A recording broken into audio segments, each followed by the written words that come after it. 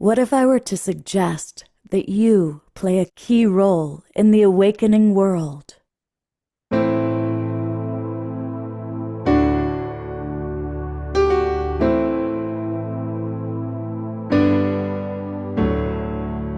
And that you are watching this because you have heard the call.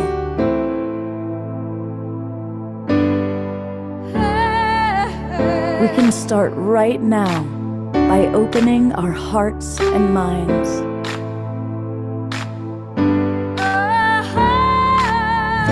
Welcome to the awakening world.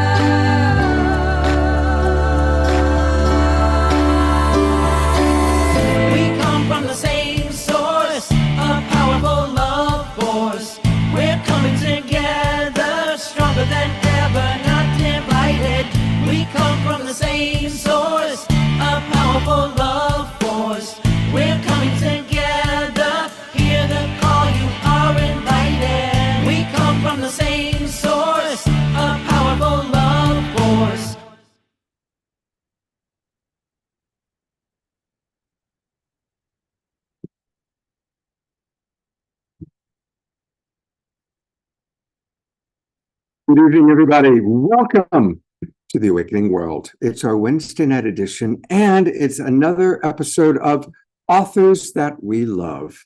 And we've got two wonderful women with us tonight who have both written really important and powerful books. And we're going to have a dynamic conversation about everything from goddess to the cosmos to awakening our world. And so welcome. I am Love Coach Scott Katamas. And our two authors, one of whom you've seen on the show before, going way back all the way to when we were doing Saturday Night Alive for the Global Peace Tribe. This is Anodea Judith. And many of you have read her many books. She has done a lot. I was on her website, and this is what I saw when looking at her books. Look at all that she's done. And I think, certainly, I think everybody has Wheels of Life. That's one of those books like Autobiography of a Yogi that is on every bookshelf. Every one of us has that one. Anyway, she is here to share her newest book, all about goddess. So we're looking forward to connecting with Anodea. And then we have a new friend with us, which is Lee Kempter. And Lee came to us referred by the great Reverend Jeffrey Goldbrook.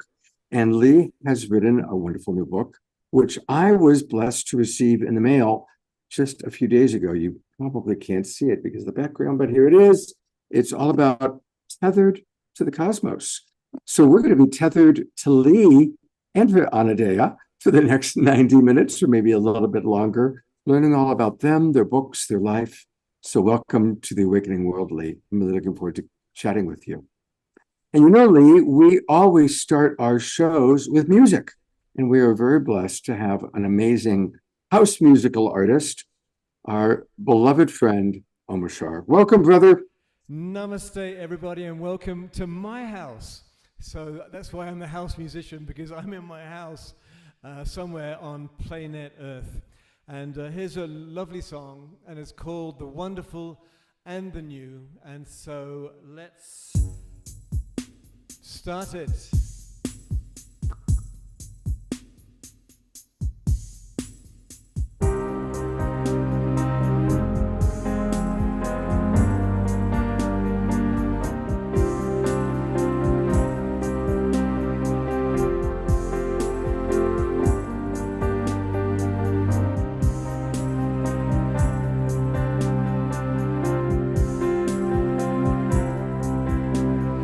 Never walk away again.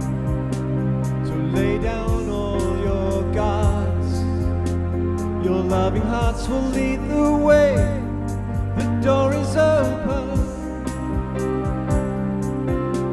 The wonderful and the new is waiting patiently. Take the step and you will see all you've been dreaming. Now is the time you've been waiting for so long. I've been holding you through all ages, knowing I'd be with you once again.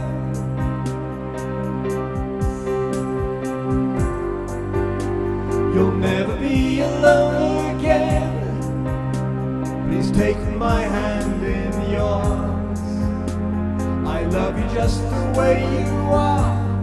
You're my creation. The wonderful and the new is waiting patiently. Take a step and you will see all you've been dreaming. Now is the time you've been waiting for so long. I've been holding you through all ages, knowing I'd be with you once again.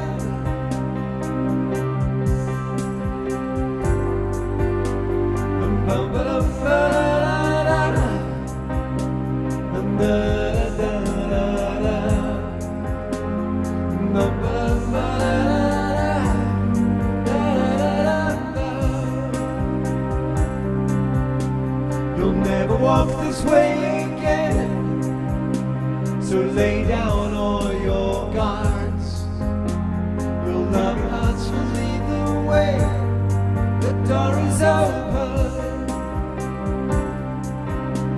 And now is the time you've been waiting for so long. I've been holding you through all ages, knowing I'd be with you once again.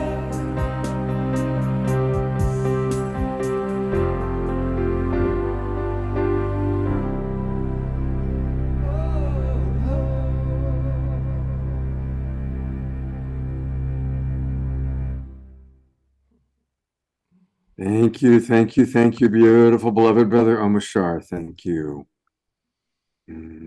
Let's all twinkle Omashar. I'm going to go to gallery view real quickly. And let's all give him some good love and some good twinkles. Thank you. I'm gonna have a surprise for my next song at the end. Ah, well, all right. It might be a new one. All right. They're pouring out of me like rabbits at the moment. So Good. Well, better to be making songs than babies or there we rap. are. Yeah, absolutely. All right. Well, we are going to go to beautiful, beloved Anadea Judith. And Anadea, it's always good to see you. We've known each other for a long, long time.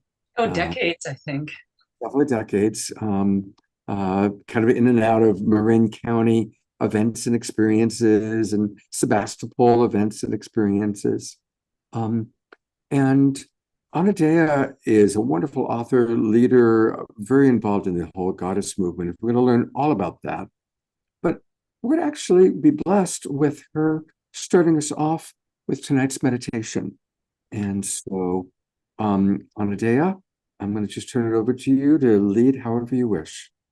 Namaste, everyone. And that's really what it's about, waking up the divine in ourselves and bringing heaven down to earth. So let's do that in our meditation. Let's close our eyes, put your feet on the floor.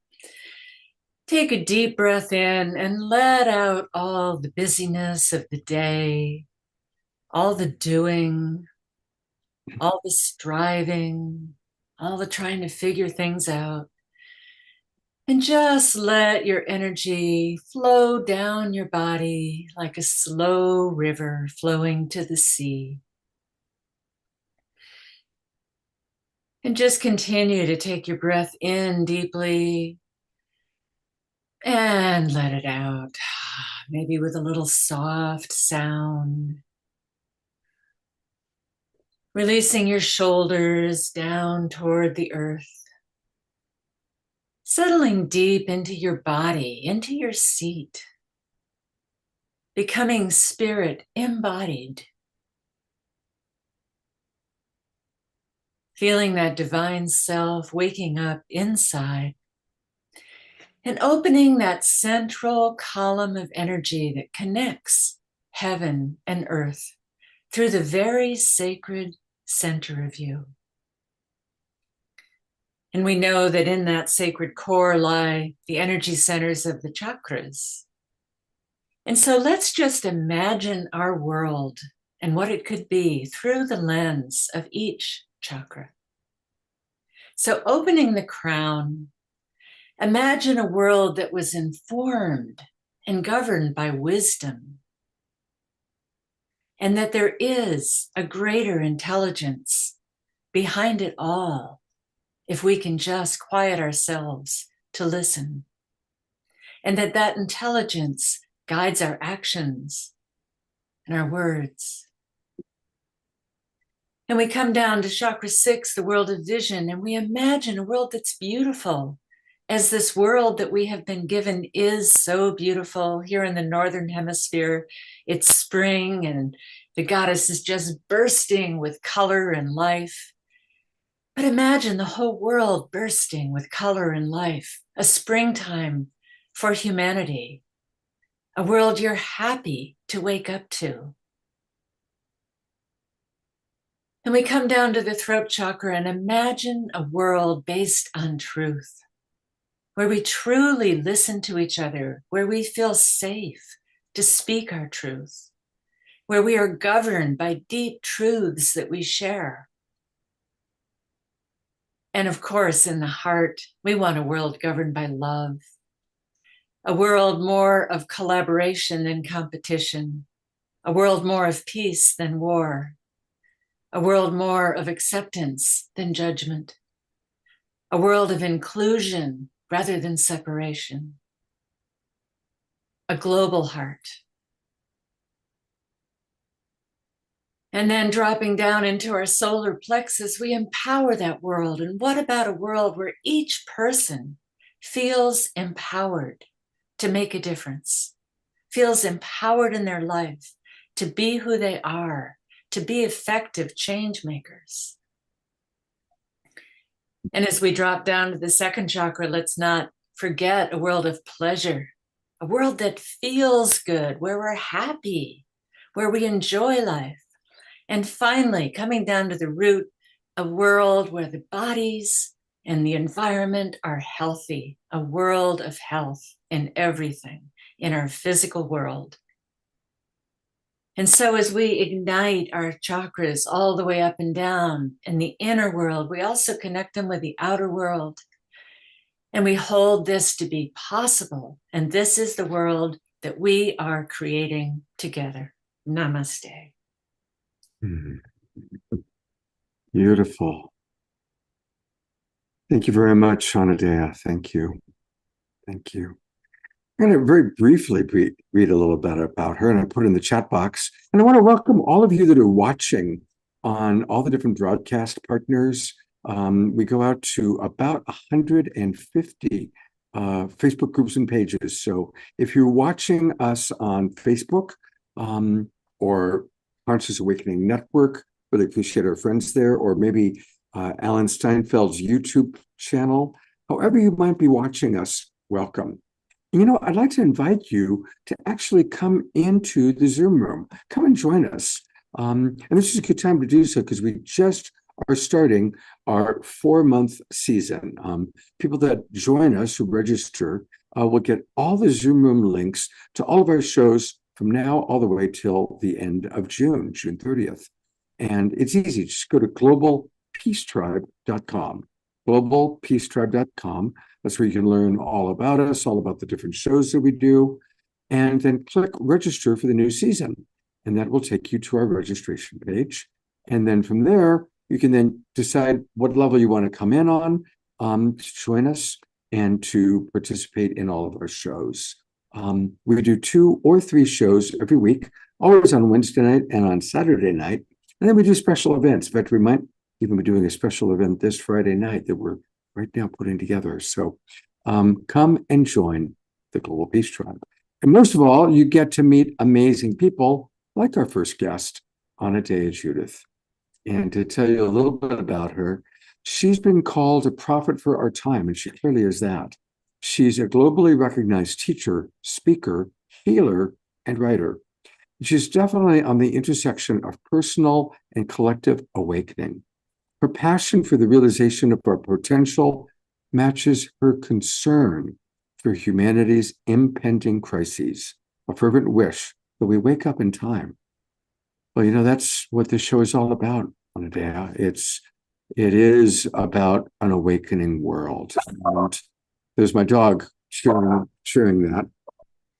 So I'm going to come right in before we get to your new book and just ask you, as somebody who's been on this path for a long time, for decades, you've been writing books and about raising up our consciousness.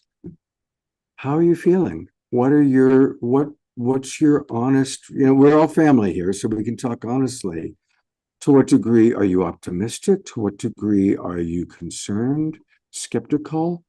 How do you feel about the state of our being and our planet? Well, it's a nail biter for sure.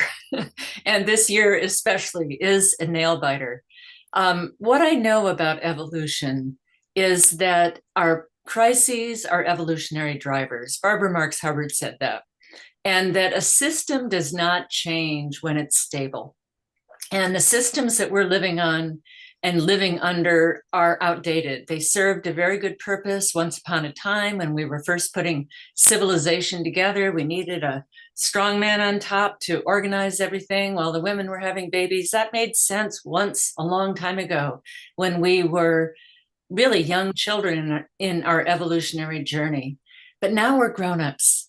Now we have, tools for collaboration. Now we are going through the initiation to our adulthood.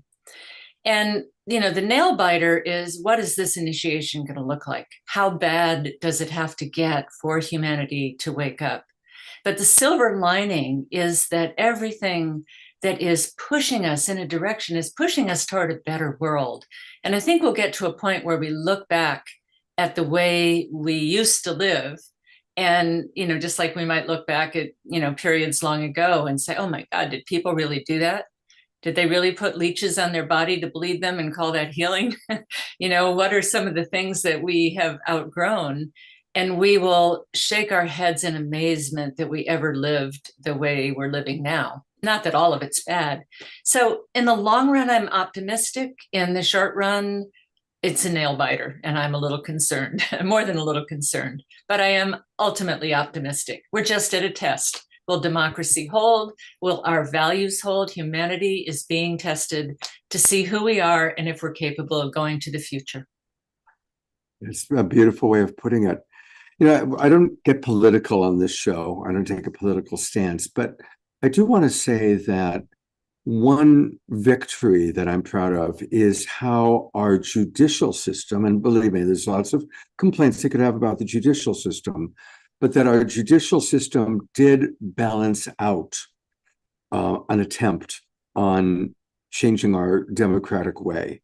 And I'm really proud of those, especially Republican judges, that still stood firm in the truth of what was illegal. And so, that was a checks and balance that worked. And that's something that I celebrate, and we'll see how things continue to evolve. And of course, I think we all know that the great evolution is not going to come from who is or isn't elected president. It's going to come from us. It's, as the Dalai Lama said, the next Dalai Lama is the Sangha. It's us. So now you are here because you are an author that we love, and I'm going to put a spotlight on your new book, Goddess, Blessed Reunions with the Feminine Face of the Divine.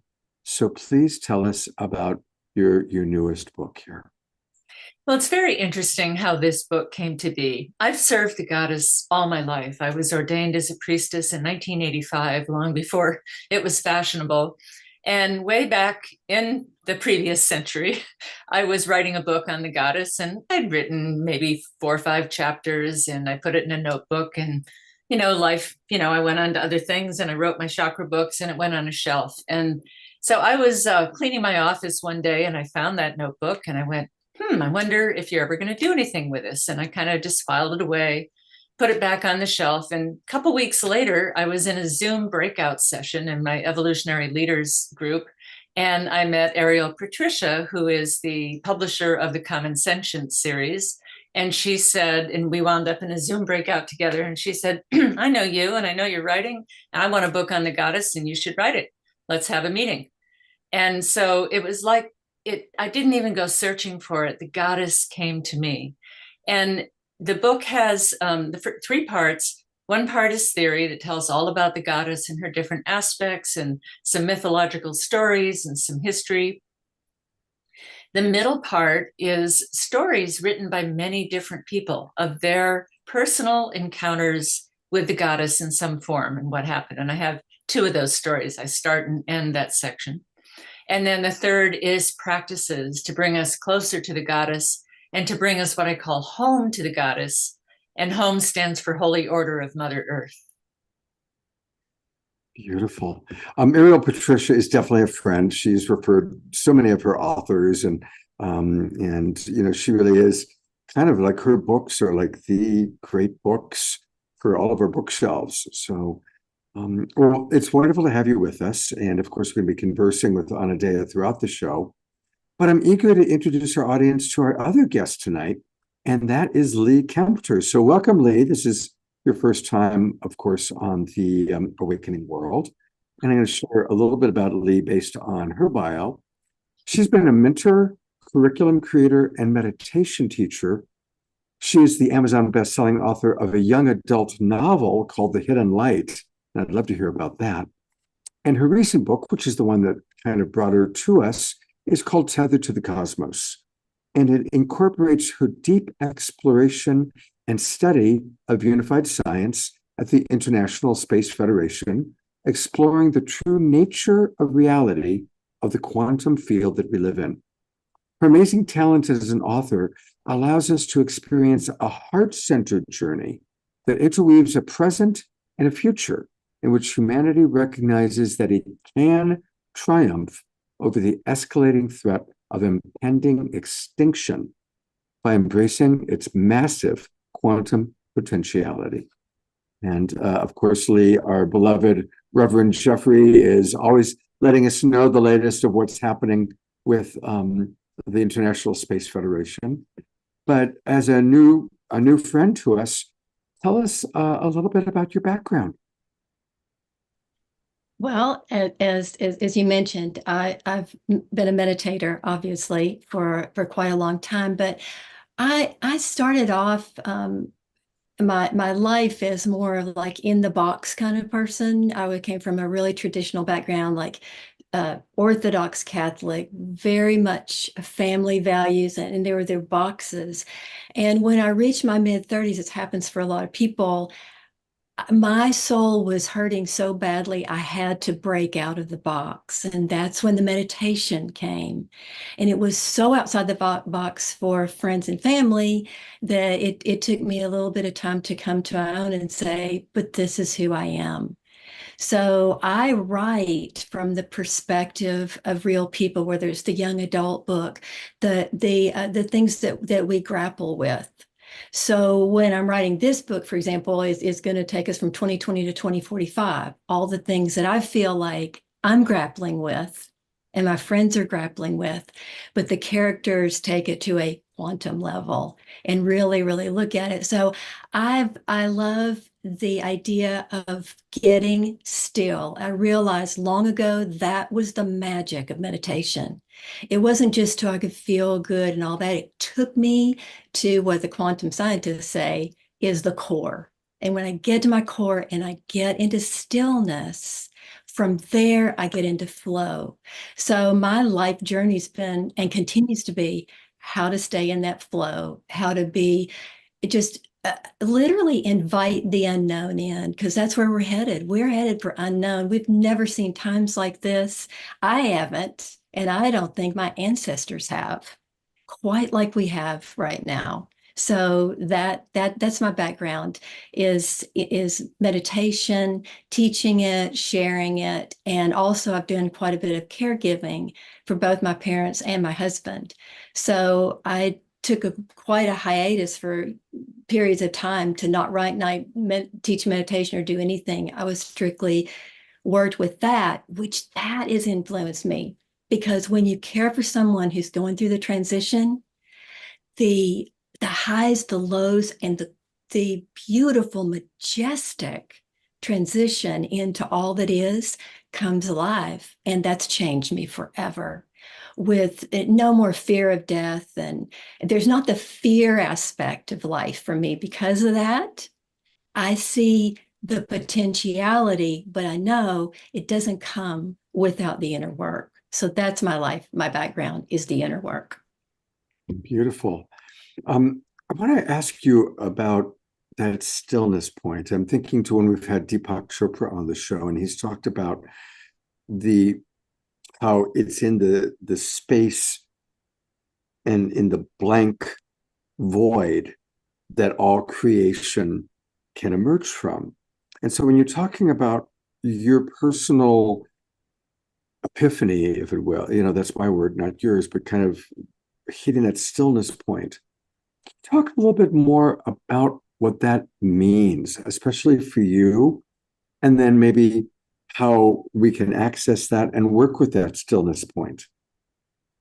Yeah, this still point, and I've experienced it, and most of us really probably have since we were children, is this place where, to me, it feels like my mind literally drops into the center here, and I let it go in and in and in to a place where there's no more thinking. There's no more worrying, and not even any emotions. It's this deep inward place that I have come to trust. So it is the silence inside. Once I get there, though, what has happened more and more and continues to happen more is the idea that I've gone in, but now it starts expanding. And the more that I go in without trying to control it, this core central place that I experience in the heart space. Some people, feel it in the third eye or the dantian in the gut. I just happen to feel it for me in the heart space. So once I've gone in there and I go deeper and deeper and just allow myself to go into it, it then starts this expansion, and the expansion is just endless. That's what I call the flow state. Now I'm in flow. And if my eyes are closed and I'm in that state, I'm not thinking. But when I come out, I have access to the flow of all that is. And that's what I learned when I started listening to Nassim Haramein explain it in mathematics and geometry and all that we're actually going in to the core of what he would call the spinning vortex, that the invisible part of ourselves. We let ourselves actually touch that place. But I don't try to control it, and I don't set a timer for my meditation. I go in, stay in that space, let it expand, and I come out. Sometimes I do that 5 times a day, sometimes once a day. My meditations changed so much in the last few years, just so much in that way of allowing the energies to be what they want to be. And I'll also say, if I actually feel it more in the middle of the head, I don't fight that either. I've just given up on trying to control any of it, and but I do take the time to go into that core place, that still space. Right. Beautiful. Well, I'm going to bring Anaday up, and we're going to really make this a very interactive show tonight. So I want to invite all of our people in the Zoom room to give thoughts, comments, questions. I'm going to read a few that have already come in. And we'll start with Carol wrote, "At the point of the turning world, there the dance is, and there is only the dance." So that's a beautiful reflection to what you were saying, Lee. And we actually have a question from Susan Bloomquist. This is probably for you, Anadea. She's asking, do you refer to the goddess as Gaia? Yes, Gaia is one form of the goddess and probably the main form, because even Gaia has many forms. But it's seeing Gaia or the earth as a living, intelligent being that is self-regulating. We know that the amount of oxygen stays stable in the atmosphere. We know that the ocean salinity stays stable. How does that happen? There is a self-regulation. There is an intelligence. Redwood trees are growing faster now as we have climate change. What makes that happen? So it's seeing the intelligence within the planet as a living colossal being. And just like we might say fleas don't know they're on an elephant, humans are, so small, we're not capable of seeing the entirety as a unity of a colossal organization of intelligence. So yes, Gaia is one aspect of the goddess, but there's many. The cosmos is another aspect of the goddess, and the Queen of Death is another aspect of the goddess. So there's many, many different aspects. And another one is Sarasvati, who is the flow. So responding to what you just said, Lee, she is the purity that comes from the river. And she gives the gift of speech. She's the patroness of the 64 arts. Brahma utters reality into existence with his breath, and Sarasvati turns it into art. And so we know that almost any art we do, whether it's music or writing or dancing or drama, it's better when we're in the flow. And this is the flow state that you're talking about. And that flow, the core to me, is the connection of heaven and earth. And that is the river of divine flow that we're bringing down into manifestation through our core. I've been a meditator for 52 years, so I'm with you on that. All right, I'm going to read another couple comments, and then I'm going to actually go to Reverend Jeffrey for a moment. But Diara has put in a few beautiful things. She wrote, "We are the groundswell of love and light." And she continues by saying, "The veil disappears because it is so close to source," which is a very beautiful way of looking at it. And then DR also commented to you, Lee, saying, "I love that flow, Lee. Rather than freeze, flight, fawn, we flow." And that's a great alternative to fight, flight, freeze, or fawn. Beautiful. And again, bring your comments and questions in. It's going to be an interactive night. We're going to bring up our beloved Reverend Jeffrey, who is, of course, a big fan and part of the International Space Federation. What do you have on your third eye there, Jeffrey? I learned this. Well, actually, it was very interesting. We were having a breakout group over at the International Space Federation about putting the arc crystal on our heads. Voila, your next show Saturday night, one of your great guests shows up with the arc crystal on his forehead. And of course, this is the technology and some of the solutions that we are bringing into the solutions for what we're facing. And that, of course, is being developed at the scientific and technological level at the International Space Federation. But trust me, the people over there are as esoteric as you'll find anywhere. They're not just crunching formulas. They're definitely doing a lot. And that's why our quantum pilot here, Lee Kempter, is such an amazing way of translating these understanding of this science into a loving, beautiful, heart-centered. I mean, it's so moving. I mean, she talked about her own personal experience, but what she went through with taking care of her husband when he was passing. It projects itself so beautifully and deeply understood about the nature of how we stay connected in the book.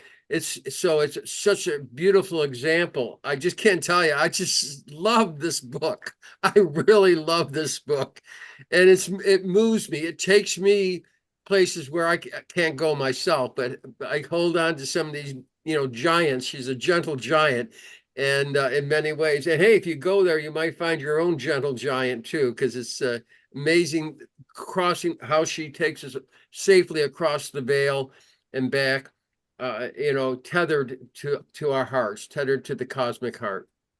Oh, beautiful. Thank you. Well, thank you, Jeffrey, for your enthusiasm. And what's something that she has shared or taught you that's impacted you?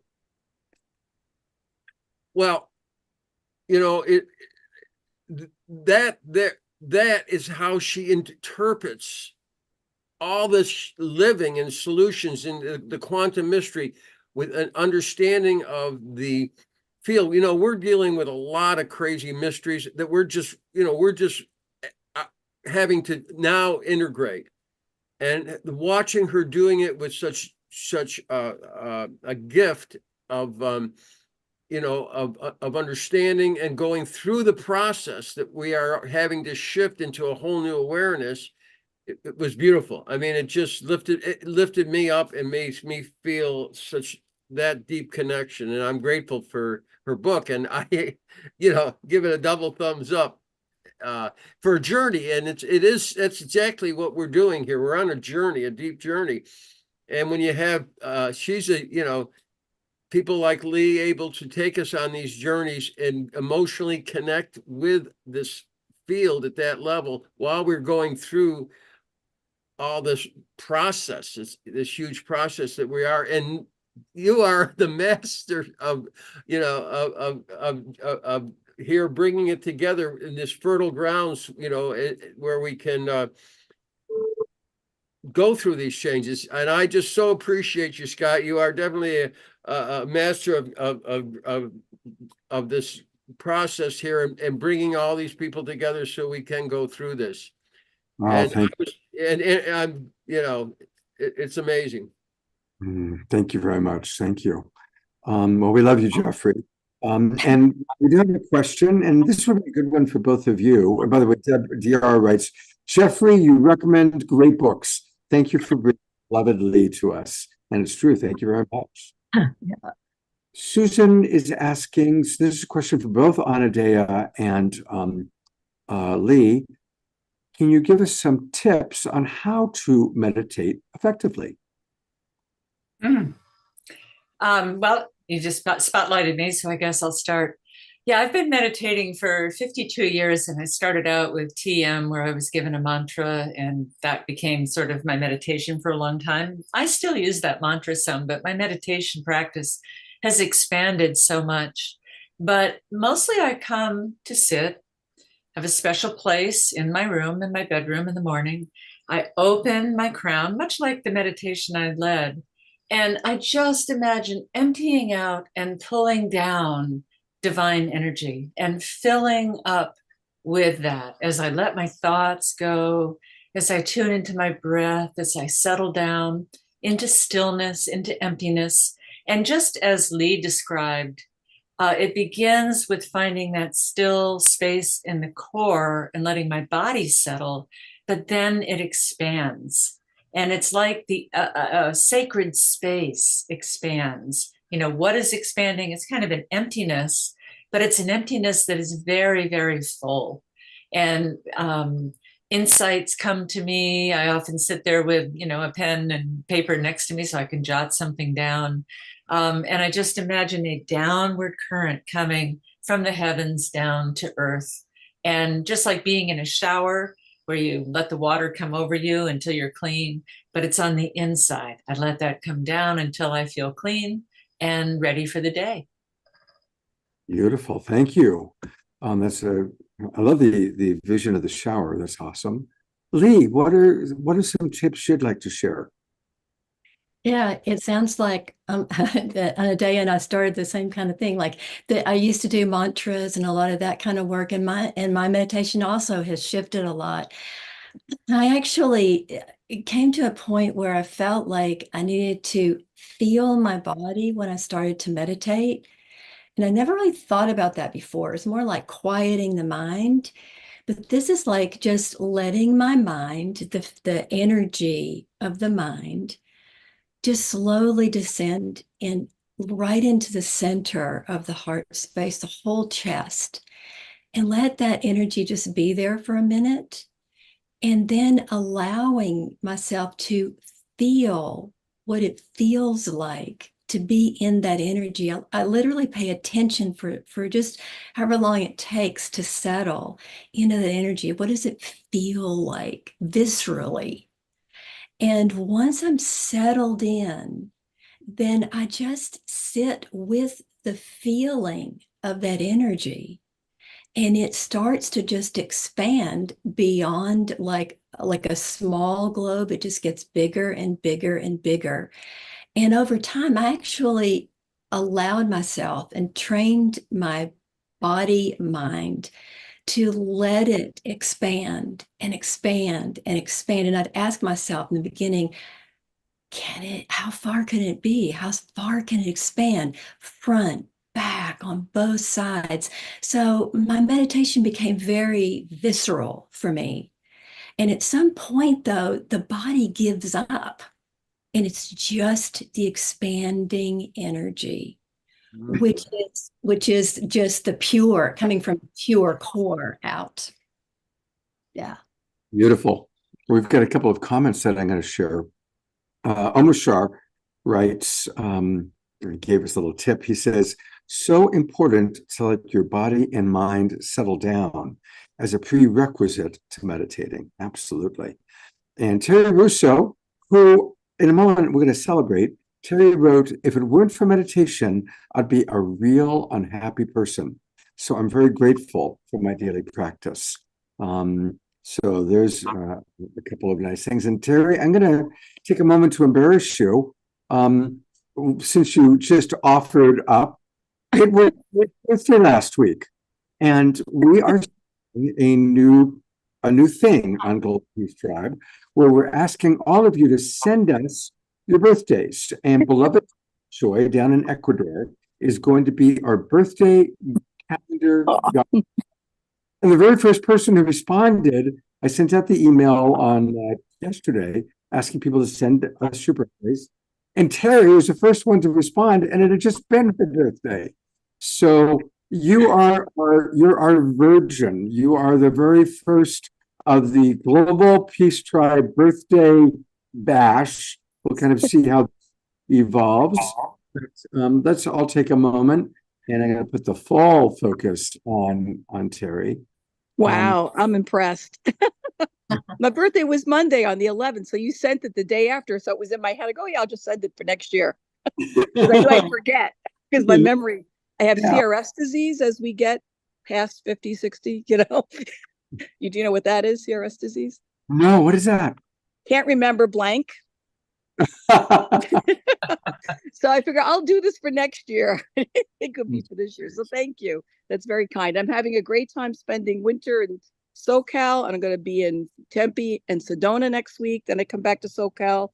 Then I go home to Cape Cod, and then I go see the eclipse in Cleveland with some dear friends I haven't seen since college. And then after that, I think I'll be back in Cape Cod for a while, starting up my holistic practice. So it's been an exciting winter. So I'm very happy. Thank you, everybody. The last thing, while we've got the focus on you, let's all put our Global Peace Tribe love onto Terry. And what's a vision for this new cycle around the sun that's starting? What's a vision we can all hold for you? That I can get this holistic practice going in my yoga studio, not my yoga studio, my friend's yoga studio, because I think this would be great for the community and for me as I age, because I believe in it more than Western medicine. So to me, this is important. So I'm very excited. Hopefully this will work so that I help people be healthier and, less side effects, toxicity, and could have a part-time income while I start collecting Social Security. I'm waiting for Medicare soon. Well, maximum grace for Terry Russo, maximum grace for your health, for your wealth, and for the success of your beautiful and very important new venture. Maximum grace. Thank you so much. Peace, everybody. It's important. And there's a lot of wonderful comments that have come into the chat box for you, Terry. So definitely make sure that you take a look at those. I will. Thank you so much. All right. I did notice that a couple of questions have come in. And then we're going to have a Omashar song in a few minutes. Don Drake, by the way, just said, Lee, I love your description of embodied meditation and beyond. Sylvia has a question for both of you. So I'm going to bring both of you back up. And Sylvia's question is, would you be up for speaking to Mother Wound, Mother Well, and or the womb sacral heart connection as a gateway in meditation? Which one would you like us to start? Well, why don't you start with the mother wound, talking about, and if I'm understanding what she's asking, and you can correct me, Sylvia, I'm interpreting it to mean that how can we use the mother wound as a way to actually, as a gateway into meditation? That's kind of how I interpreted that. But anything you wish to say about the mother wound? Yeah, so we are all suffering from a mother wound. We are living in a culture that is, its dominant mythology is a father with no mother. So we're living in a broken home. We don't even know there was a mother. We don't ever talk about her. We have a father that rules alone and doesn't even date. So we are all suffering from a mother wound. And if you go back in history and back to ancient history, you see that once the whole world did worship a mother that was, seen as the life-giving force of the earth. And then as she matured, we came into civilization and there were established goddess temples and gods and goddesses and full pantheons. And then that was brutally knocked down. The whole religion suppressed and destroyed, and the temples turned to ruins and the statues beheaded and the priestesses killed. And so at that time, the knowledge of the mother, the worship of the mother, the understanding of the intricacy of interconnection of all of nature was lost from the culture, and its value was diminished. And that affected all our mothers all the way down the line, and our grandmothers and our great-grandmothers and all the way down. So the whole culture is suffering from a mother wound. And then that comes through your individual family in whatever form it comes. A woman who wasn't valued and had too many children, a woman who, wanted to leave her husband but couldn't because she couldn't earn a living, or, whatever the wound was. And then that second question about the heart space and the womb as a center of meditation. An interesting thing happened to me as I was working on the Goddess book. I found myself going into resistance about meditating. And I've been a meditator for over 50 years. And I thought, what's that about? I just didn't want to sit. And I realized as I really meditated on it, so to speak, that my body was tired of being rigid and utterly imperfectly still. Now that has its value, but there's a kind of meditation that is more feminine, that isn't rigid. It's moving. It's sometimes saying, what does my body want to do? Oh, this shoulder wants to move up. And, oh, maybe I want to wiggle my hips a little. And maybe I want to move energy through my spine. And that feeling different parts of my body and letting them express themselves in subtle little movements became a meditation. And now that I've done that for a while, that is kind of taking me to the stillness, and a deeper stillness than enforcing it. Thank you very much. That was beautiful. I'm going to go to our other guest, Lee, to see if there's anything you'd like to add to this conversation. Yeah, I agree with what Anadea just said. Like, culturally, we have this mother wound. It doesn't matter if you're male or female.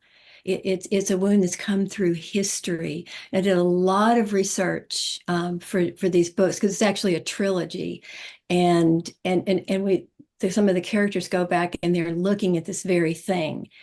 And one of the things that I came to was being willing to sit in meditation when those aspects of the mother wound come up, because they do for all of us. And there'll be like a memory of something, or something comes up on social media. It doesn't matter, but you can feel like there's an uncomfortable thing, and it's very clear it's coming from that wound.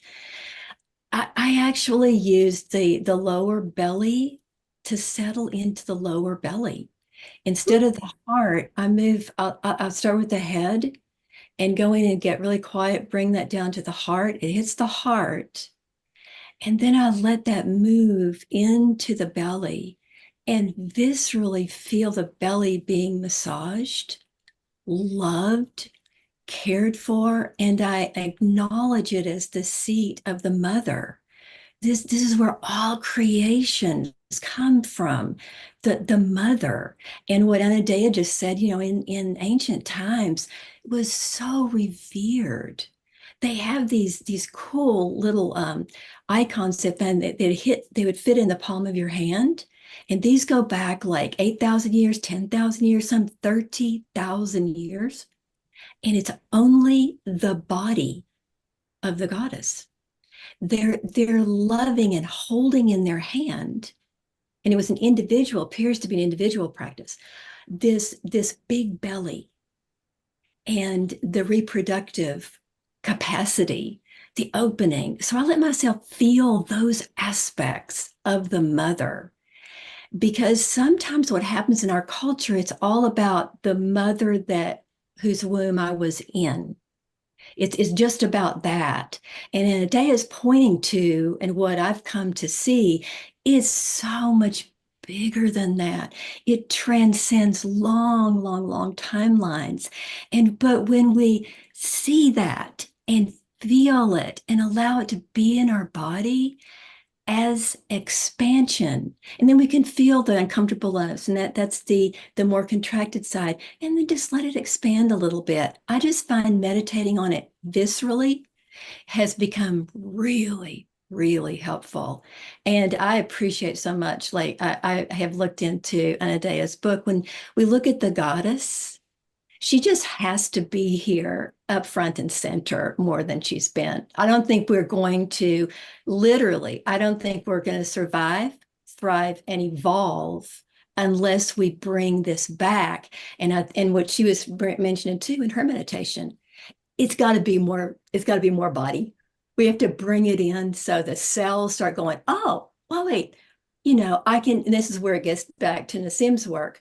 When I do that, when she does her movement, we are putting information into the field, and then the field is bringing information back to us.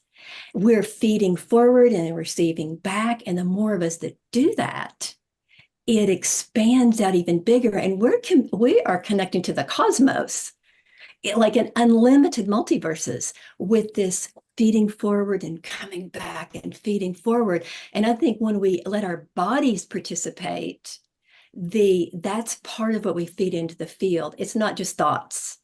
It's the whole embodiment of who we are. So I get excited about that. So we're on the same page. Awesome. We certainly are. Things kind of always work out, with getting like the two of you on the same show Yeah. together. And originally Lee was going to be on next week, and there was like, nope, I want to be with Anadea. So I'm going to read a few comments, and then we're going to put the spotlight on our beloved Eleanor Choi. Sylvia writes, I found swaying to Ishka Allah Ma Budala. Sorry if I mispronounced that, which I'm sure that I just did. She says swaying to that is a very helpful practice. And Sylvia continues, yes, through his history, the mother wound is an invitation to embody our story. Don Drake wrote something very sweet. He wrote, the blessing of the mother is powerful in this group. The transmission of Shakti is quite potent and delightful. Absolutely. And George Noble brought out a little history. He talked about how the Cathars had an emphasis on equality of sexes, and they were exterminated by the Pope's army when they invaded France. And so many became afraid to reconnect to the feminine, to the Divine Mother. And actually, even going back before that, there were really two original sects of Christianity. There was the African sect, which were primarily vegan and very peaceful, and their whole approach was Jesus as a model of how we all can be, and that we can all bring the Christ consciousness in. And they were also very violently wiped out by the Latin sect, which were converted Romans and had that romantic conquer the world approach to Christianity. So again, we've just seen over thousands of years how the divine feminine has been stomped out, and it is returning through Lee and Anadea and so many of the people that we get to see on this show. A couple more comments, and then we're going to go to get an update from Eleanor. George writes, so amazing that Lee was Catholic doing healing for her original spiritual training. Yes, God bless the recovering Catholics. And there are many of those. I see Terry Russo nodding her head up and down on that one. Well, we are a community, and one of our most beloved members of our community is Eleanor, who is still in the hospital. But Eleanor, you look quite sprite and up and ready. And she's there with her beloved Ian. And once they unmute themselves, we will look forward to hearing the latest update. There you go. Now we can hear you. Okay, thank you. Really want to thank Anadea and Lee for everything they had to say that was so right on. And I have felt so often male and female guides and angels cradling me, holding me, and I'm so in tune with my meditation. So it's been wonderful. And the update is I'm still extremely weak. However, I'm moving and I'm going home to Ian's place on Friday. Fabulous. Well, of course, when I see you, we associate you with dancing. Don't want you to overexert yourself, but we are going to go to an Omashar song. So whatever you wish to show us as Omashar plays. I won't be up dancing. No, we know you won't be up dancing, but I liked what you did last week. Yeah. You used your hands a little bit. And Ian, thank you so much for taking such good care of our beloved. We love you so much. Thank you for Thank you. Thank you, Scott. All right, Omashar, what do you got for us mid-show? Well, Ian, you can dance for Eleanor right now, so she can watch you dancing. How about that? And it's perfect. What I always feel humbled by the synchronicity of me tuning in to the show and to the collective that's joining on this evening, and the song that gets either created or I'm told to sing. And so two things. This new song came about 2 days ago, second new song in a week. Woohoo! And this one is called In the Stillness. And it brought to mind, my grandmother always used to say to me this little poem that most of us know. And it's a wise old owl lived in an oak. And the more she saw, the less she spoke. And the less she spoke, the more she heard. So now, wasn't she a wise old bird? So that's my grandmother's programming of me. One of the best things I think she ever did, apart from everything else, which was wonderful. And the first line of this song, In the Stillness, is the quieter you become, the more you can hear. So you can hear the direct correlation to that poem in this song. And so, without further ado, here we do. All right.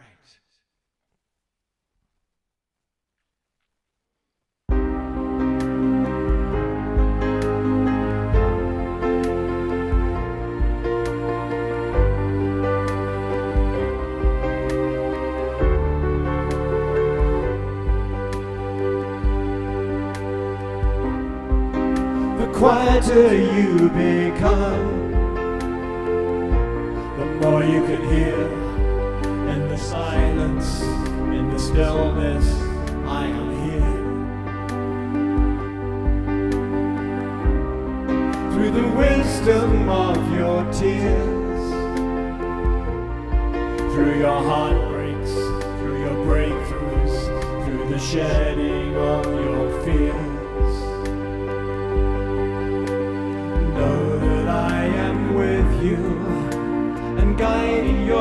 way. Know that I am cheering you on. Truth lives within you, and love leads the way. I love you.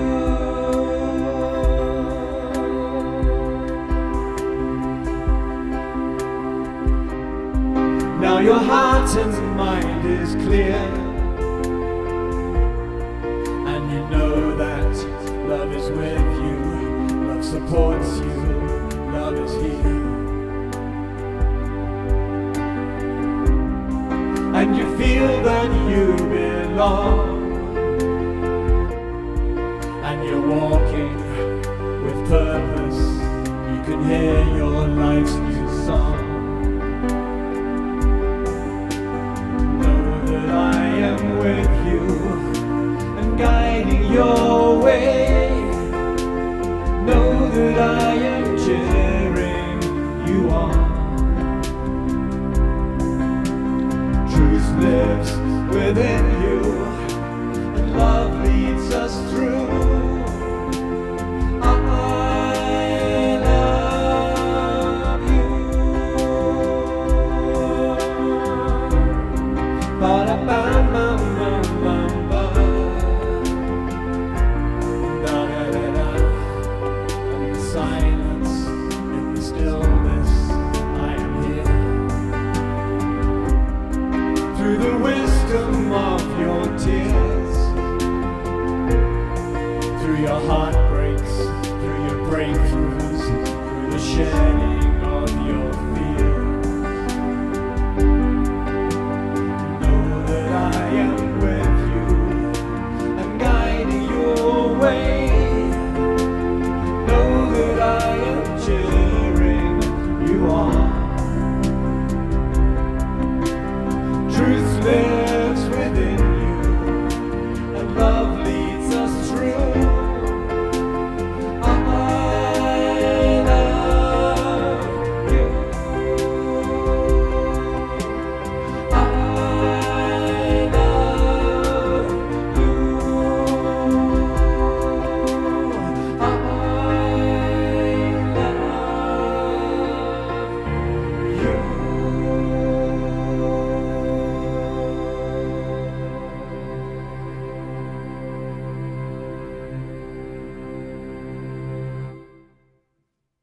Wow, another awesome, new, amazing Omoshar song. Let's all give a big twinkle. That is a great one.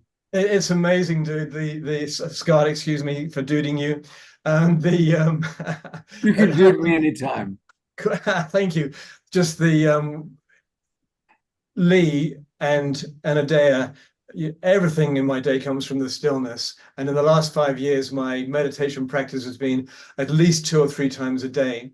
And I'm getting stiller and stiller and stiller. And there's so much in there. There's so much wealth, 1,000,000% if there was such a thing, more than in the outer world.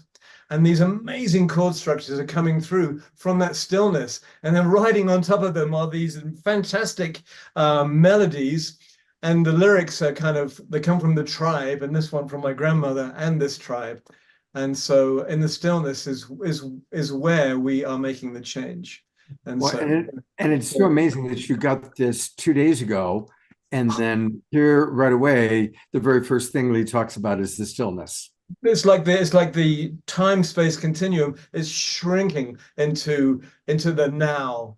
And so we can actually get off of the time-space continuum and be 100% in the now. It takes 24/7 practice, and really it does. But we can retrain. We've got eons and lifetimes of interesting training, and we're all stepping out of that into the trueness of our beings. And so thank you for witnessing that, Lee and Anadea and Dude. So Thank you for that. I just want to mention, this is so interesting that you brought that up, because about that you're meditating more during the day, because I'm doing that more too, for shorter periods than a long period. And the reason I'm bringing that up is Nassim Haramein, he's at the Space Federation doing all these, massive formulas of mathematics and geometries. And what he talks about that they do is they do this for each other throughout the day in meetings. It doesn't matter. They allow themselves to go into stillness. And if one person goes in, everybody joins. Everybody gets quiet and they wait patiently till it naturally everybody emerges and they move on.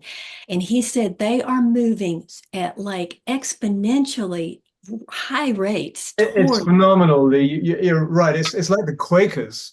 Remember, exactly. it's their practice, and it is because the moment we get into the head, we go off on a tangent, and it's usually the ghost dogs of duality speaking through us. And every time we come back into 12 o'clock as the twin ray, I believe, is their place of balance, then we can move forward again. It doesn't matter if that happens 10 times in an hour, because we only want to come out from that stillness, that still point. Beautiful. Lee was talking about that field going out and coming back in. And what happens when you meditate is you go into resonance between the inner and the outer world. And we know that resonance happens when, sound waves, you're a musician, Omashar, you would know that, the waveforms of the different notes, when they have peaks and valleys that line up, there's harmony there. And resonance is sound waves actually adding together. And what happens is the amplitude, which is how loud it is, it adds. So if I have a wave like this and I add another one, it becomes like this. So the deeper we go into resonance, the more we actually expand the field. And when that field is very strong, someone else coming into it will be caught up in the field. It's just like if everybody's singing one song together and you have one person that just walks in, well, they're going to start dancing to that same rhythm because that field is so strong. So the more we create this resonant field with each other on the planet, with the divine, the more people will get caught in it and brought into that resonance as well. Yes. Beautiful. I want to just take a moment to remind everybody that we can support Omashar and support ourselves by going to the website. It's his name, omashar.com. And that's where you can go to Bandcamp, click, and buy his albums. And for especially all of you watching out on Facebook land, get his albums. They're amazing. I mean, every one of his songs is so powerful. And we love Omashar and we want to support him. So definitely omashar.bandcamp.com or just go to omashar.com and click on his music. And thank you, Omashar, for that beautiful new song. 2 new songs in a week. That's pretty amazing. I'm going to go back for a moment and put the spotlight once again on Eleanor because our dear Dorina Joy, and again, everybody, get your birthday information to Dorina Joy, and we'll put her email address into the chat box. But she has written a poem for you, and I hope I pronounced this correctly. It's an acrostic poem. So she has taken each letter of Eleanor Joy's name and come up with an adjective or a word. So as we look at Eleanor Joy, we look at her and we are enjoying, loving, energetic, amazing, natural, optimistic, radiating, and then the word joy, joyful, wonderful with an O, and younging, youthful. So there's a beautiful little gift for you from Dorina Joy. Thank you so much, Dorina. I love that. Thank you. Thank you. And again, thank you to Dorina Joy, who is now our birthday calendar goddess. So thank you for doing that.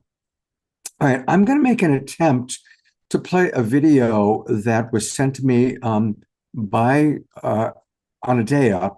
Sometimes playing on, I haven't been able to download it, and so playing while downloading doesn't always go so well. Oops. But let's see how this is. Hang on 1 second. Okay, we're gonna try again. So, Omashar, I'm gonna spotlight you, and you're gonna give me a thumbs up if it's playing well, and a thumbs down if it's not. Okay. There we go. Let's give this a try and see how it goes.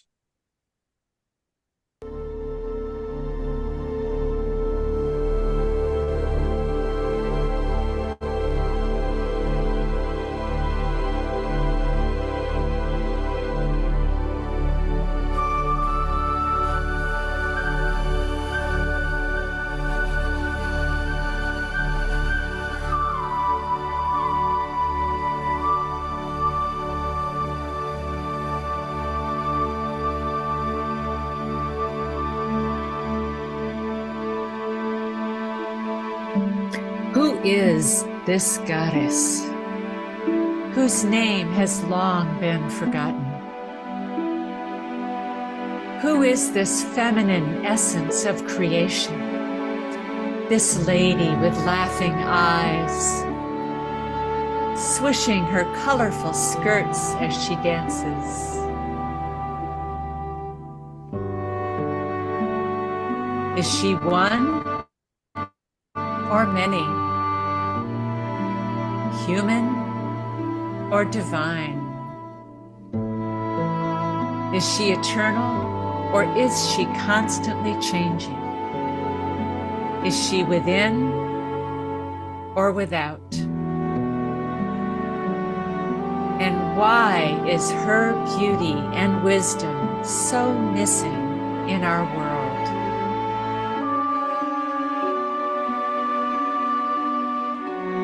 The goddess may be long forgotten, yet you already know her.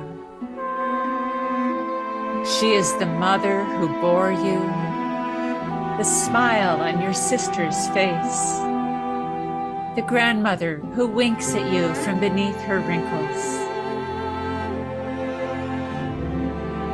She is the beauty of the green earth and the silvery light of the moon. She is the flowers blossoming in spring and the ripeness of the fall harvest.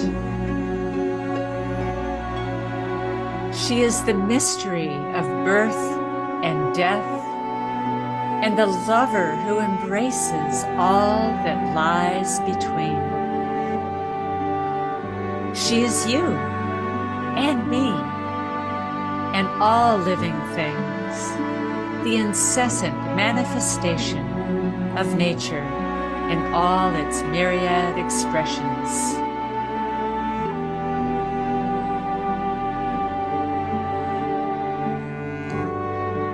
To meet her is not only to love her, but to be embraced by her love in return. She does not judge or punish, but offers compassion when we stumble.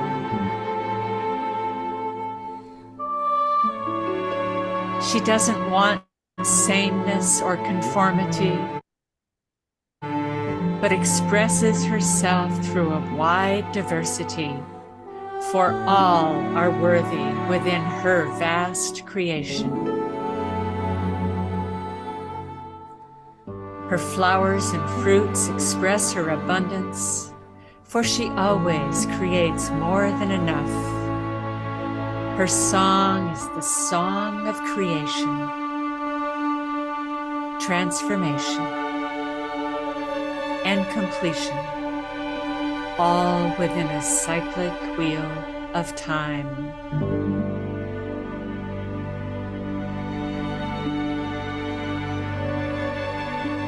And she is calling to you, calling you into her heart, calling you back home once again. Home to the goddess.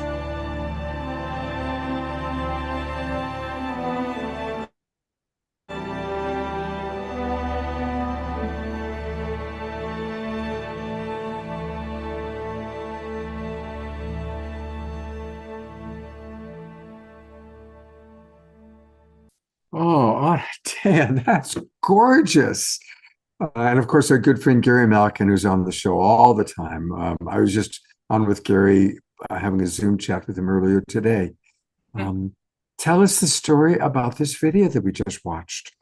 Well, in writing the book, I was asked to create a masterclass on the goddess, which right now is available through Humanities Team.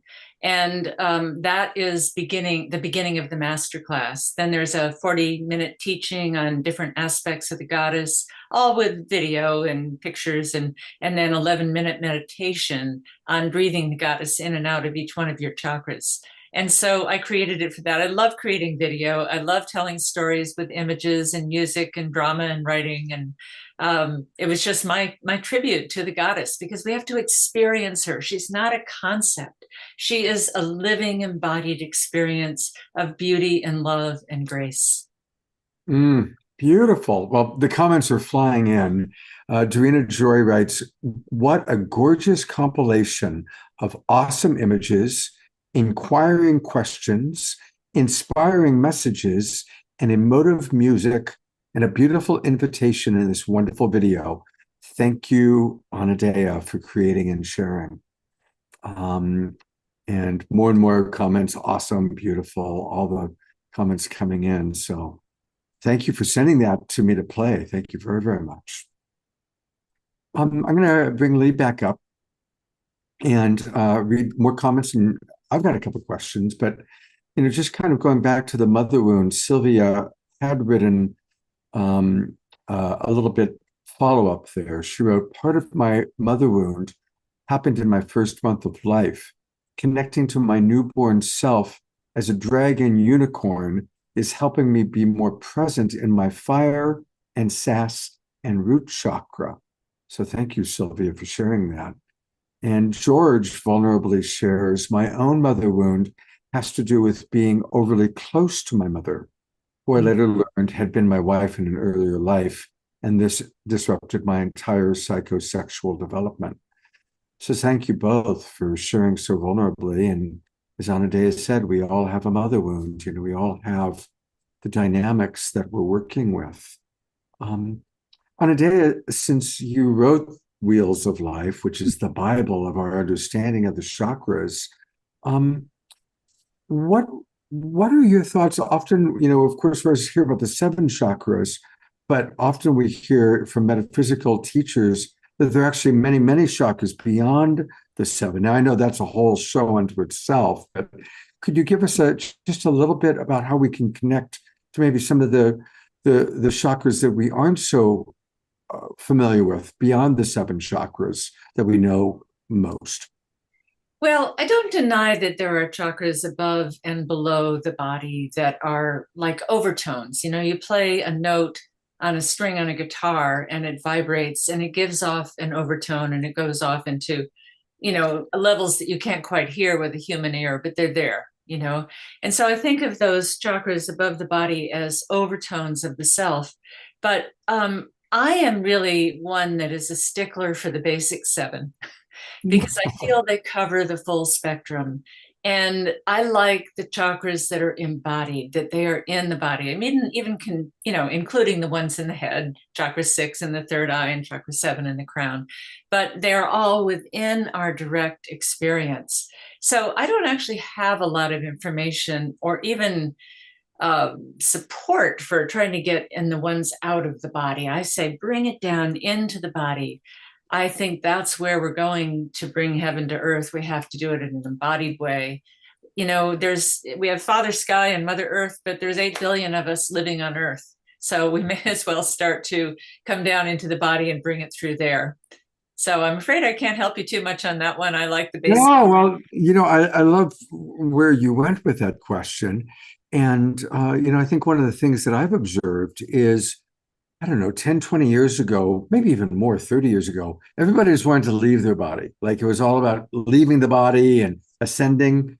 But now most of the teachers I hear from are saying, no, it's about coming into the body. It's about embodiment. It's not about, taking drugs and escaping. It's about coming into the body and recognizing that the body temple, that our bodies are this extraordinary temple that we are so blessed to have. So, I hear you, and I'm bringing Lee back on. So kind of on that note, all right, so quantum physics, this incredible understanding of the cosmos, but how does that relate then to our human body and actually working with the body temple? Yeah, well, you were just bringing up a good point. Like it's this physical body that allows us to have the experience of the cosmos in the first place. Without the body, we'll just be out there floating around. But so one of the key things for me in that is to remember every tiny little proton, trillions of protons in my body, within trillions of atoms, within trillions of cells, that they are, all of that is exchanging information with the field at all times. So this body is connected to the field. It isn't just like, oh, we're part of the field and we're floating in it. It's a dynamic. In other words, there's such a dynamic, they call it entanglement. Our protons with that of every other proton in the multiverse, we can't disentangle. We're part of it all. We're an integral part, and we're getting information from it and feeding information back.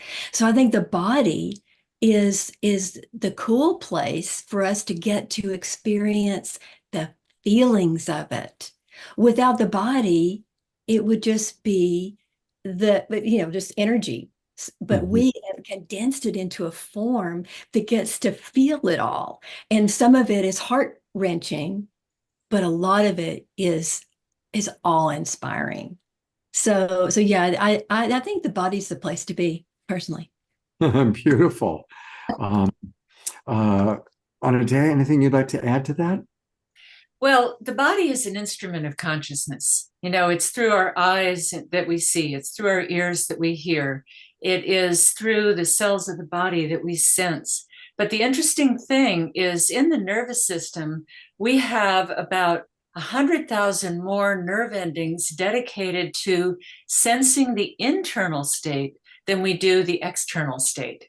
Wow. So our nervous system, what we feel on the end of our skin and what we see with our eyes and all, there's about 100,000 more internal neuroreceptors. So we're more sensitive to the internal, but the body is the temple. And when we treat it as such, the divine takes up residence there. And I think that's what we're here to do, is to, I say evolution is the God's way of making more gods. And that our initiation is to awaken to our divinity and bring that into the body and bring heaven down to earth. Beautiful. When Deepak was on the show once, he said something very interesting, that about how interconnected we all are. He said that if we live to be about 90 or 95 years old, we will share approximately 10,000 molecules with every other human being who ever lived, right? Isn't that an amazing concept about just how interconnected we are throughout history? It's really a beautiful thing. You'll breathe a molecule of oxygen that Einstein breathed, Right, exactly. Tiara wrote, we were taught 30 or 40 years ago that we were more than our bodies because our culture was so body focused and not focused on our spiritual nature. Many of us went, yoo, I knew it, and we did float around, but now is the time to come back in. Expansion and contraction as the natural order of things. It's a beautiful way of putting it. Okay, we've got a question here from Dorina Joy. She says, Lee, I'm looking forward to reading your book, Tethered to the Cosmos, and the entire trilogy. Can you expand more about the exalted vibrations and also how to embody the vibratory celebration of quintessential planetary unicity? She got that quote from your book description. So tell us about that. Yeah. It was kind of hard. Like, how do I condense all of this? Because in this book, I'll tell you really quickly, we're talking about the goddess. The main character her name is Sophia. And Sophia is here with her husband and her best friend. They don't remember that they've been coming here for millions of years at particular evolutionary periods.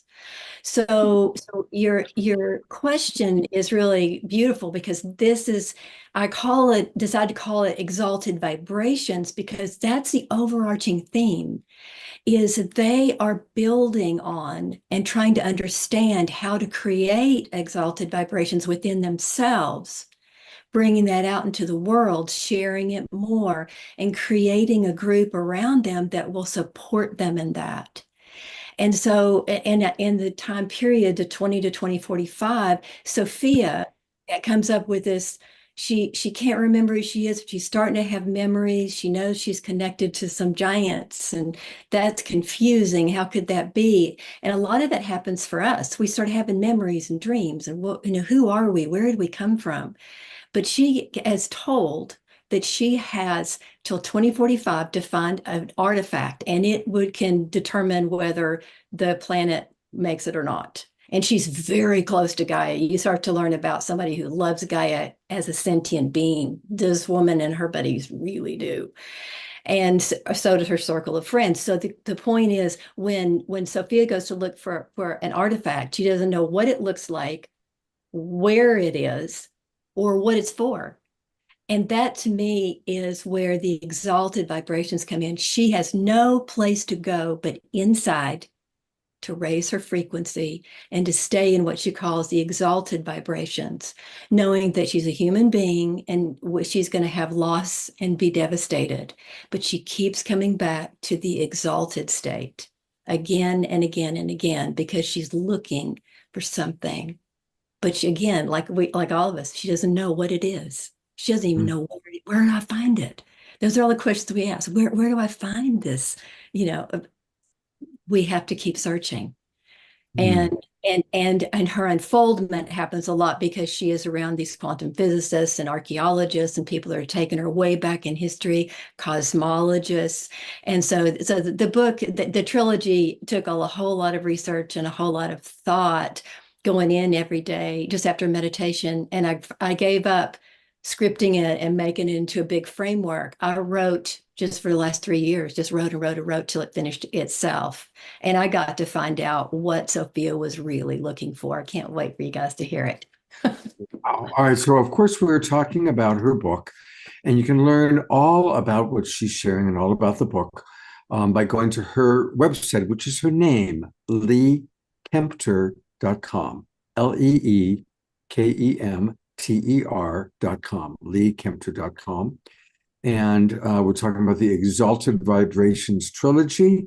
How could quantum physics unite with mysticism to shed light on solutions for the daunting future of humanity and Gaia herself? Why is 2045, the year 2045, 21 years from now, so important? And this is the first book of the trilogy, Tethered to the Cosmos, the first novel of the Exalted Vibrations trilogy. And of course, by going to her website, you just click. That's where you can order from Amazon. Now, the next book and the upcoming events, tell us about that. When will the next book be coming out? Yeah, I'll have to see, because I'm self-publishing it. And one thing I found with self-publishing, it has its own life force. So I don't usually get to decide with the editors and all that other stuff. So hopefully the second book will come out hopefully sometime this year. And then, of course, we have the third book coming sometime next year. So. Wow. Well, I'm excited. I've got my copy that you sent me, so I'm looking forward to reading it. And thank you for, we all have roles to play. And, you mentioned very briefly being caregiver to your husband and to a parent. And I just want to acknowledge both that, the incredible sacrifice that caregivers have to make.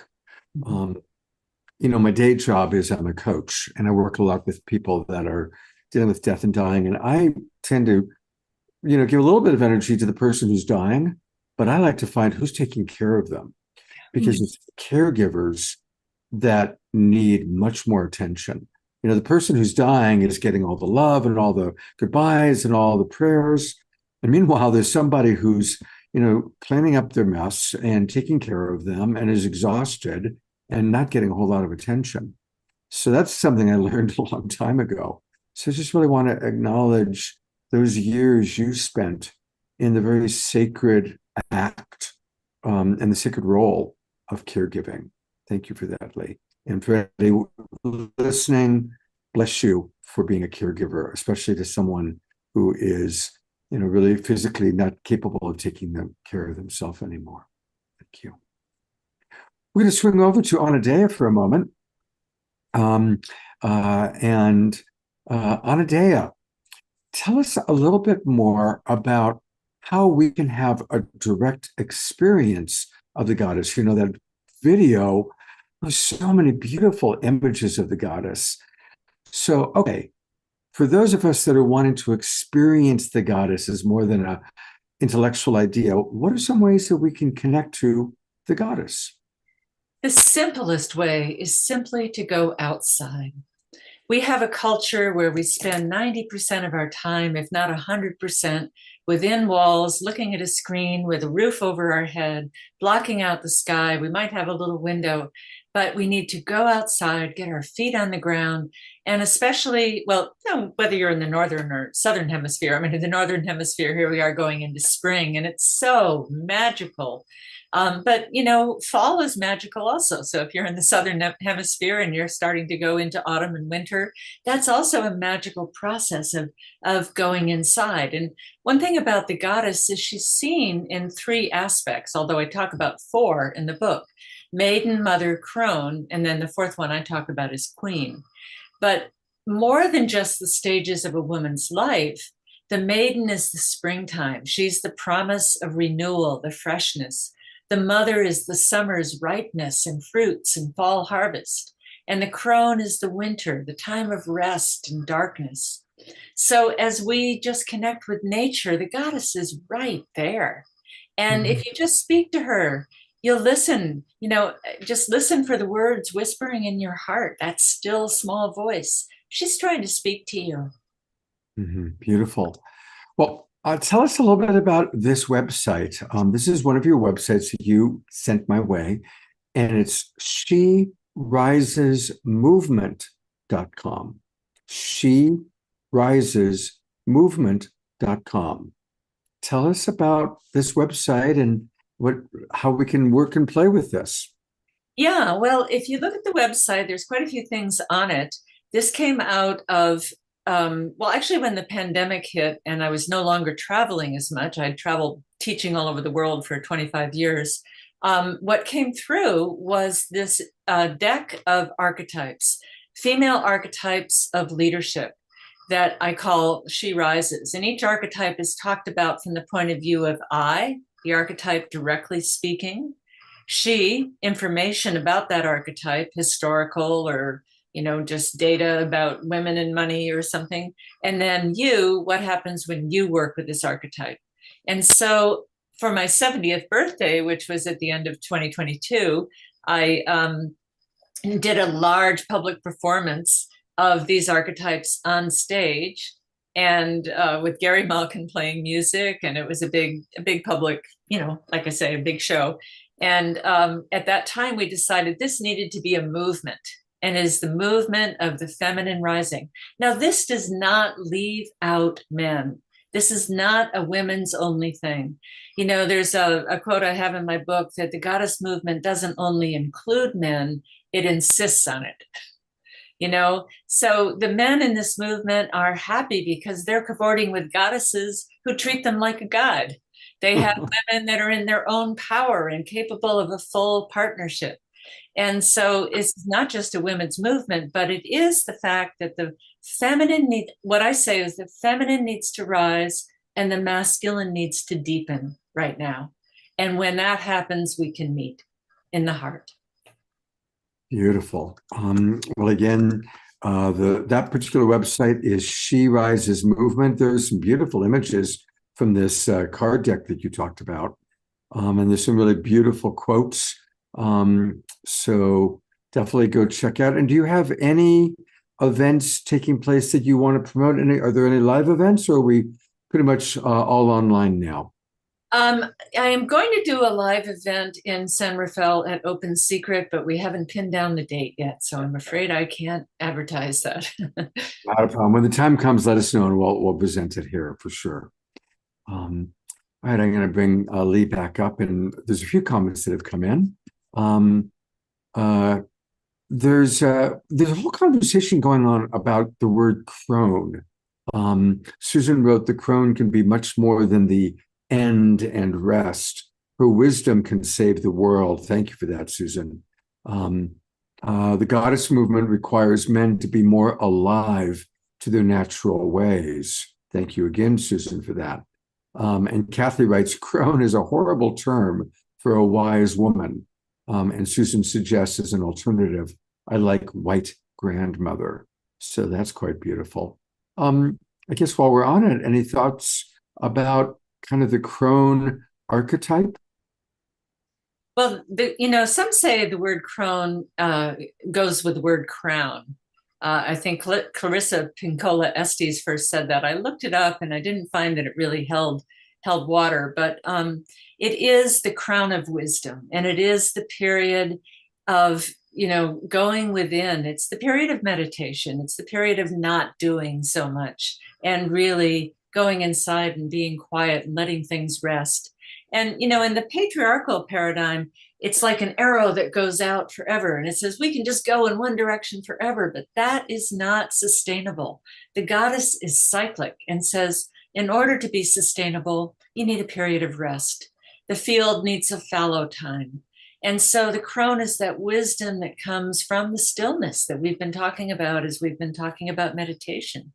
And I debated when I wrote the book, should I use wise woman? Because crone can sometimes be derogatory, but I wanted to reclaim the word as something respectful. Beautiful. Thank you for that. Lee, anything you'd like to add about that? Yeah, the idea of the crone, I like that you're saying to reclaim the word, because there's a lot of words that have been so distorted over time about women in general. But in every culture, like I spent 5 years in India with my husband, so we got really into the yogic traditions. And in there, as older people, they become forest dwellers. They go off and spend that time, that cycle of their life doing certain things. But when I went back deeper in history and saw where women have always worked with a lunar cycle. And it doesn't matter if you're postmenopausal or whatever, our bodies create these hormones, unlike a man's who has certain hormones he's producing, but his are daily. And it's this consistent kind of a movement where women's change throughout the whole month. And so I even, in part of the second book, that Sophia starts to explore that with some other civilizations, in the cosmos, to see how did they handle that so naturally. Because there's times in a month where a woman needs more rest. There's a couple of days in there where she's super high energy, but we're not taught in our culture to allow that to be. We go in that, what Anna just said, go, go, go, go, go. And it works for men because of a dopamine hit that's good for them. But for women, it's depleting.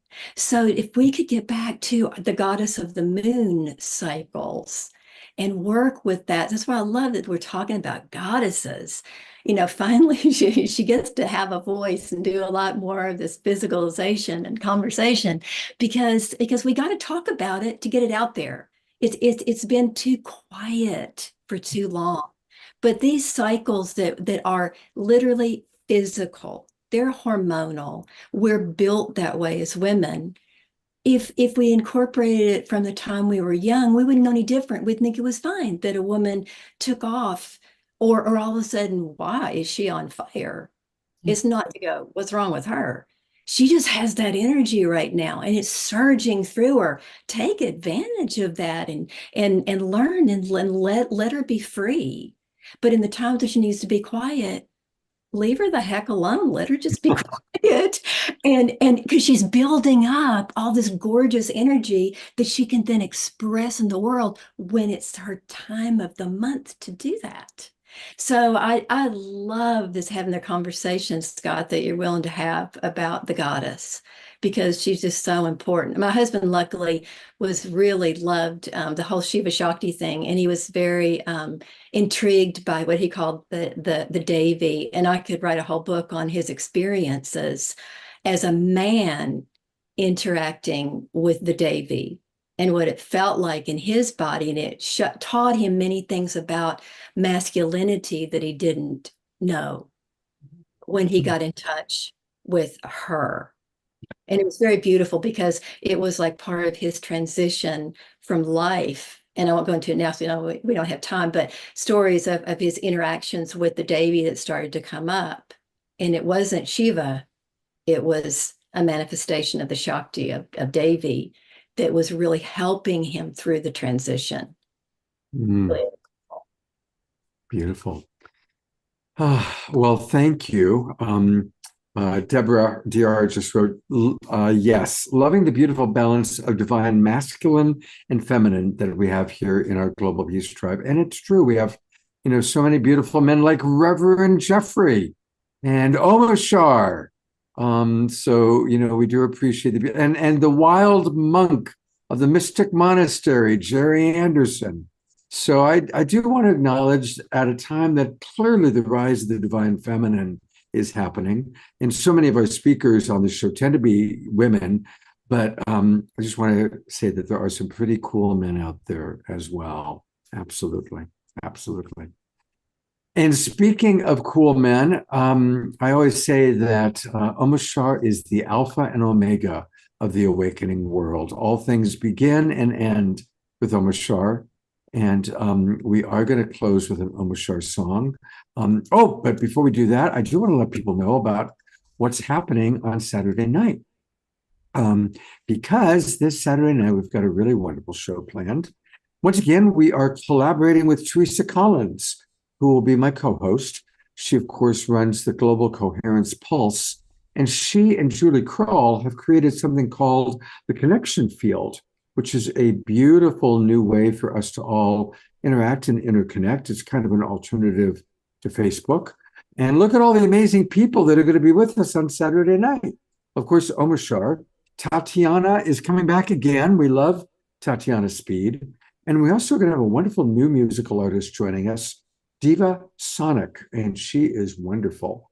So we're going to have a lot of music on Saturday night, and then we're going to hear from all these wonderful folks. Tammy Scarlett from Unify, Grace Lynn from HeartMath, Julie Kroll, who's been doing what I do, you know, this show that I've been doing. She's been doing a show like that for 12 years. And Julie's amazing. So it's going to be a great, great show. So make sure you join us this Saturday night.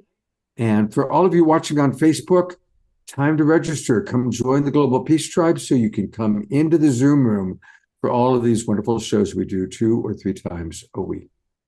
All right. Mr. Omashar, what is the grand finale going to be tonight? It is a group song, and let's turn that off, turn that on. And this is the sing-along bit in the chat. There it is. I am one with all feeling. Returning is a sing-along, and it's about tuning your heart back to the mother. And because that is where we're at. And without that, without us men deepening and the feminine rising, what have we got to look forward to? So let's do that. Here we go. I am one with all. Wow.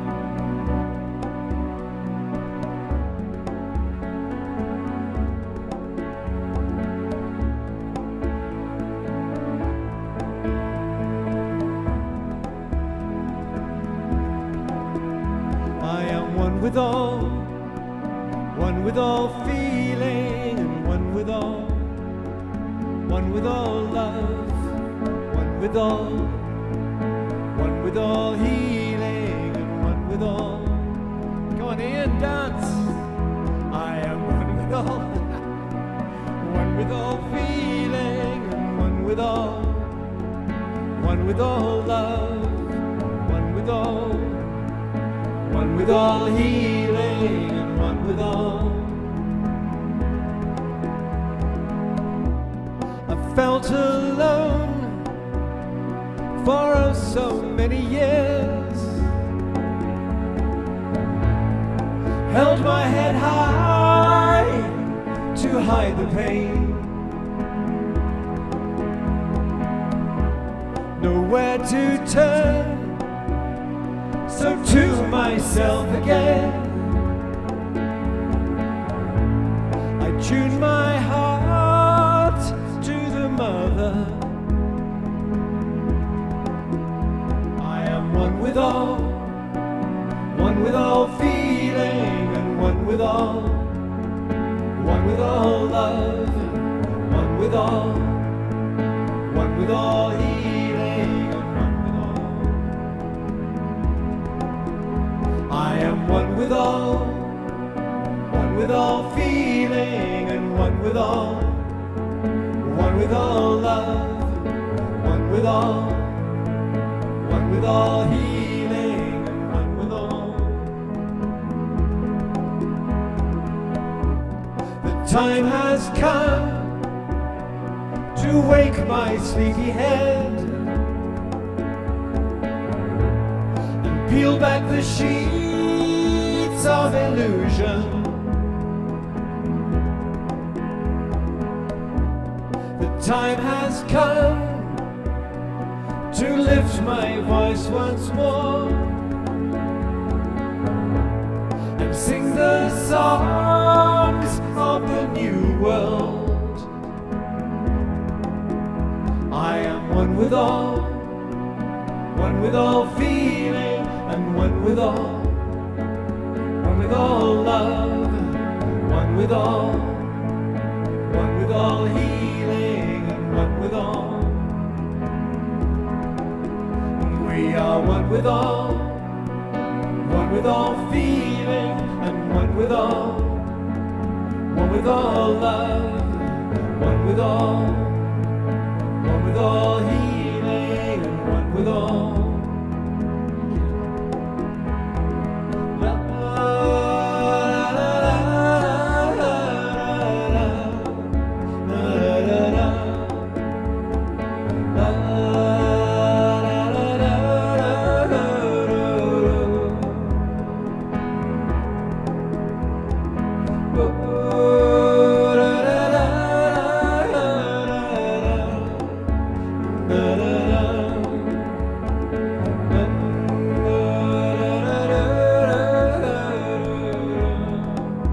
one more time. We are one with all feeling, and one with all love, one with all healing, and one with all. We are one with all feeling, and one with all love, one with all healing, and one with all. The time has come. The time has come.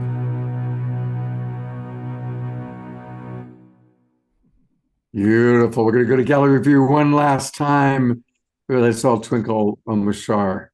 You know, we're all going to have that song in our heads for the rest of the night. That's always what happens. The closing song he does is what's in my head for the rest of the evening. Thank you so much, Mashar. Love you so much. Well, a reminder one last time, we want to thank our wonderful goddesses who are our guests, Anadea Judith and her wonderful book called Goddess, Blessed Reunions with the Feminine Face of the Divine. And again, a big shout out, and let's all get Tethered to the Cosmos, the first of this Exalted Vibrations trilogy, book number 1 by Lee Kempter.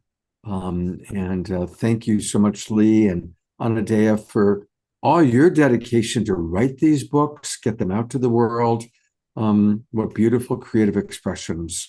And of course, thank you, Mashar, for just really making this show always so wonderful. let's have a wonderful week. I look forward to hopefully seeing all of you on Saturday night. And I'm going to go to gallery view one last time. Everybody can wave goodbye. Good night, everybody. Have a beautiful, beautiful evening. Thank you, Scott. Beautiful. Thank you, Omashar. Thank you, Lee. Nice to meet you.